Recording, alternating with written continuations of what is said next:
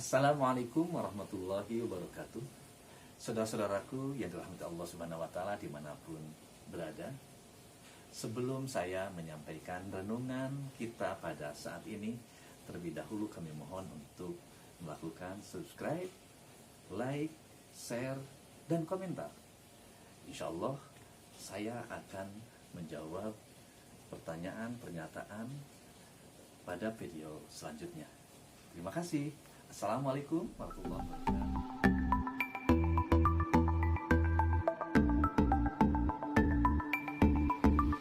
Assalamualaikum warahmatullahi wabarakatuh. Alhamdulillahi wahdah, wassalatu wassalamu ala rasulillah wa ala alihi wa ashabihi wa mawalah. Wa'lamu wa famu maqalallahu ta'ala fil Qur'anil Karim. A'udzu billahi minasyaitonir rajim. Rabbana ma khalaqta hadza batila subhanaka faqina adzabannar.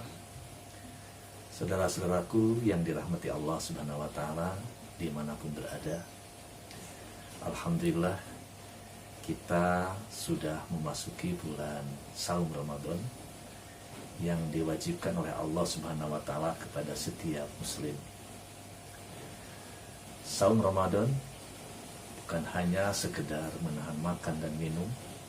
Lebih dari itu, sesungguhnya di dalam ibadah saum Ramadan, Allah ingin mengajarkan beberapa hal, terutama adalah nilai-nilai utama di dalam kehidupan. Kalau hanya sekedar menahan makan dan minum, anak kecil pun sudah banyak yang tamat melaksanakan ibadah saum Ramadan. Tetapi apakah setelah selesai saum Ramadan itu mereka bisa memperlihatkan perilaku yang lebih agung dan mulia di dalam kehidupan? Oleh karena itu, Rasul pernah menyatakan, "Kamin shaimin laisa lahu min siyamihi ila ju'al atas." Banyak orang yang melaksanakan ibadah saum tetapi tidak mempunyai nilai apa-apa dari saumnya kecuali hanya lapar dan dahaga saja. Hadis ini mengisyaratkan kepada kita bahwa memang saum bukan hanya sekadar menahan makan dan minum. Lebih dari itu, bahwa saum mengajarkan kepada kita ada beberapa nilai-nilai utama. Terutama adalah membentuk akhlak mulia, membentuk akhlak yang agung. Yang pertama, saum Ramadan itu adalah mengajarkan kita untuk menjadi manusia yang jujur. Betapa tidak, ketika kita saum, walaupun makanan sudah tersedia, minuman sudah tersedia di meja, dan di situ tidak ada siapa-siapa di tengah hari, kenapa kita tidak meminumnya? Karena kita sedang saum dan kita tidak mau mencicipinya. Nilai inilah yang diharapkan oleh Allah Subhanahu wa Ta'ala muncul bagi orang yang saum itu nanti di dalam setiap tarikan napasnya menjadi manusia yang jujur. Alangkah indahnya jika kejujuran itulah muncul di dalam setiap pribadi, maka akan melahirkan adalah pribadi yang jujur, pribadi yang marhamah, yaitu pribadi yang disenangi, pribadi yang dicintai oleh siapapun. Seperti tidak ada di dunia ini orang yang tidak senang kepada orang yang jujur. Jika kejujuran itu adalah lahir dalam berumah tangga, maka dipastikan akan mewujudkan keluarga sakinah mawaddah warahmah. Betapa tidak, banyaknya perceraian-perceraian pada masa kini adalah ketika dari pasangan itu salah satunya tidak jujur, apalagi kalau dua-duanya tidak jujur, maka dipastikan akan berantakan dalam rumah tangganya. Jika kejujuran itu lahir dalam pribadi seorang pejabat publik, maka dipastikan orang itu adalah akan menjadi orang yang amanah di dalam mengemban tugas-tugasnya. Tetapi sebaliknya, kalau kejujuran itu hilang di dalam seorang pejabat, maka dipastikan akan berantakan dalam kehidupan bermasyarakat dan berbangsanya. Sehingga bagi seorang muslim, kejujuran adalah merupakan mahkota, merupakan sesuatu yang agung. Jadi kita boleh kehilangan harta kekayaan, kita boleh kehilangan jabatan, bahkan kita boleh kehilangan segala sesuatunya. Tetapi satu yang tidak boleh hilang, yaitu adalah kejujuran. Karenanya Rasul yang agung mengatakan di dalam hadis riwayat Imam Bukhari dan Muslim, alaikum bisidqi fa inna sidqa yahdi ilal birri wa innal birra yahdi ilal jannah. Biasakanlah bagi setiap pribadi muslim untuk memiliki sifat jujur. Karena kejujuran adalah akan menunjukkan kepada kebaikan, karena kejujuran adalah akan menunjukkan, menghantarkan ke dalam surga Allah Subhanahu wa taala. Orang yang jujur pasti disenangi orang.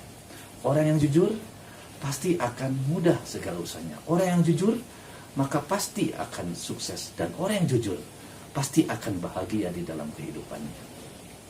Itu yang pertama. Yang kedua, dalam saum itu juga adalah kita sedang diajarkan oleh Allah Subhanahu wa taala, yakni sifat sabar. Akhlak yang kedua, akhlak mulia yang ingin diajarkan oleh Allah Subhanahu wa taala dari ibadah saum ini adalah yakni sabar. Sabar itu adalah menahan diri dari apa yang tidak disenangi oleh Allah Subhanahu wa taala. Walaupun mungkin kita senang.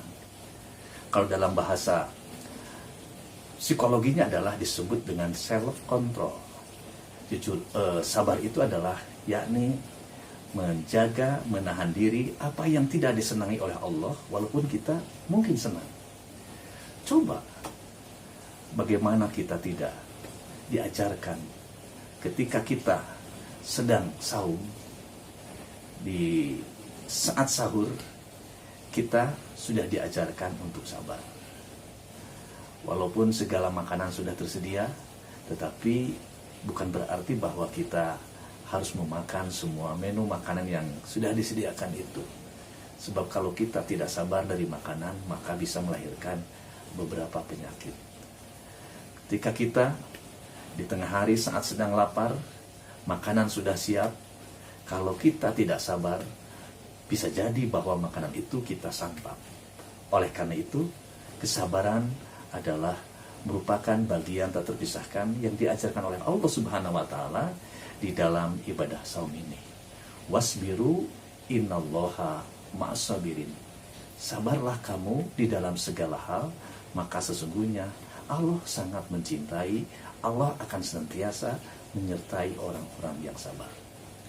Yang ketiga, akhlak utama yang ingin diajarkan oleh Allah Subhanahu wa taala dari ibadah saum ini adalah yakni kedermawanan. Betapa tidak kita saum sejak terbit fajar sampai terbenamnya matahari, di mana kita untuk menahan tidak makan, menahan tidak minum, sehingga dalam perjalanan itu kita merasakan, terutama bagi orang yang saum, jam 12 atau tengah hari akan merasakan lapar, akan merasakan haus. Ketika kita tidak makan, ketika kita tidak minum, lapar dan haus, Allah ingin mengajarkan kepada kita bahwa banyak saudara-saudara kita yang sehari-harinya di luar bulan saum itu tidak mendapatkan makanan dan minuman. Sehingga dari situlah muncullah yang disebut dengan solidaritas, yaitu rasa ingin membantu orang lain, berbagi dengan orang lain. Bahkan bisa di dalam bahasa kita disebut berinfak, bersedekah dengan orang lain, dan menjadi manusia yang yadul ya khairum jadi supla, sering membagi, sering memberi, karena memberi itu lebih indah dan lebih utama daripada berada di tangan bawah, daripada meminta. Oleh karena itu, saum ingin mengajarkan supaya kita memiliki rasa solidaritas, rasa kepedulian terhadap sesama. Apalagi dalam situasi dan kondisi di saat wabah COVID-19 seperti ini, di mana dampak dari virus corona ini adalah banyak orang-orang yang sekarang putus pekerjaannya, tidak bisa bekerja lagi, atau dalam bahasa pemerintah yang disebut dengan manusia miskin baru, misbar, yaitu benar miskin baru.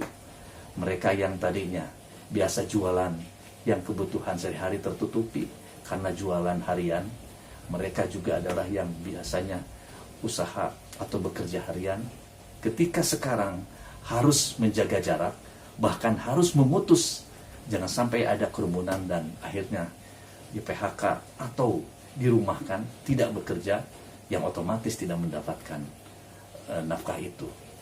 Sehingga pada saat itulah mereka tetap di rumah tetapi tidak mendapatkan makanan. Maka kesempatan ini, pada saat saum ini, kita diajarkan untuk peduli kepada mereka. Dan memberi, berbagi itu adalah termasuk amalan istimewa.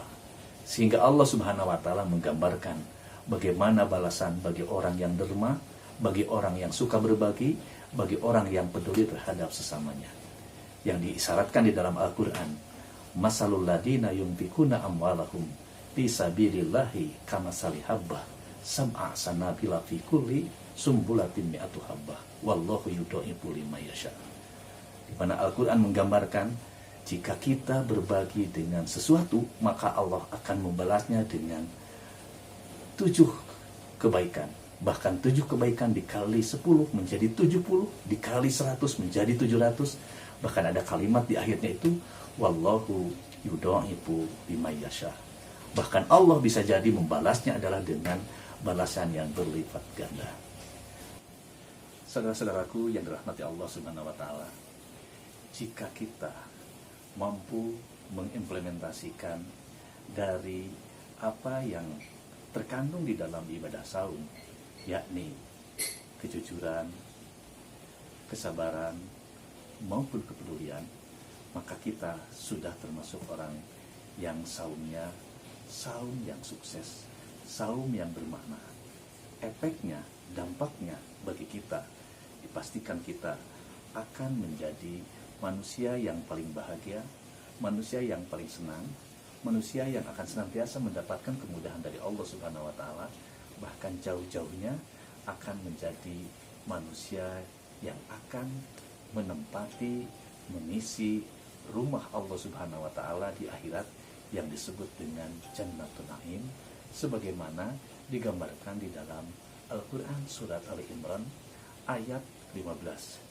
Qul a'unabbi'ukum bihairin min zalikum lilladzina taqaw inda rabbihim jannatun tajri min tahtihal anhar khalidina fiha wa azwajum mutahharatu wa ridwanun minallah wallahu basirun bil ibad. Saudara-saudaraku yang dirahmati Allah Subhanahu wa Ta'ala, barangkali itulah renungan kita pada saat ini. Sekali lagi, jika saudara-saudaraku mempunyai pendapat, mempunyai pandangan, atau mempunyai pertanyaan, silahkan sampaikan pendapat, pernyataan itu, bahkan pertanyaan itu di dalam kolom video ini. Insya Allah kami akan menjawab pada video yang akan datang. Kurang dan lebihnya mohon maaf. Terima kasih atas perhatiannya. Nasrun minallah wa fathul qarib wa basyiril mu'minin. Assalamualaikum warahmatullahi wabarakatuh.